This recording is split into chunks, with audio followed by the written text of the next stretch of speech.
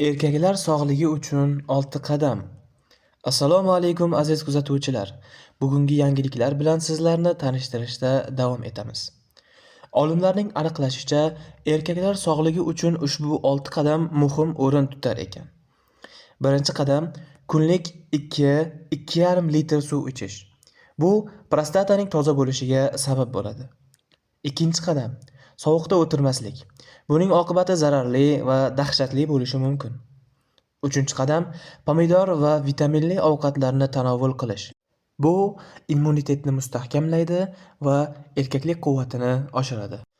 To'rtinchi qadam tamaki va alkogol mahsulotlarini iste'mol qilmaslik. Bular sog'liqning eng katta dushmani hisoblanadi. Beshinchi qadam yilda bir marta UZI va tahlil analizlar qildirish. Oltinchi qadam urolog ko'rigidan o'tish.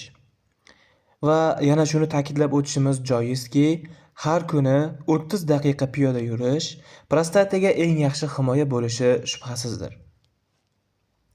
Mobil bank ilovalari tizimidagi yangilik.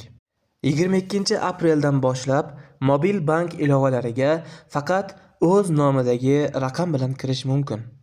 Bunda mobil bank ilovalaridan foydalanish uchun kiritilgan telefon raqami foydalanuvchining JSHR-ga mos bo'lishi shart.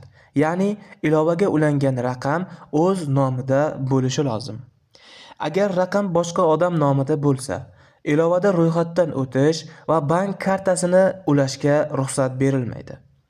Shu sababli boshqa birovning nomidagi raqam bilan bunday ilovalardan foydalanayotganlarga 22-aprelga qadar o'sha raqamni o'z nomiga o'tkazib olish yoki ilovalarga o'z nomidagi boshqa raqamni ulab qo'yish tavsiya etilmoqda. Eng tezkor va eng sara xabarlardan birinchilardan bo'lib xabardor bo'lish uchun kanalimizga obuna bo'ling va qo'ng'iroqcha tugmasini bosib qo'ying. Salomat bo'ling.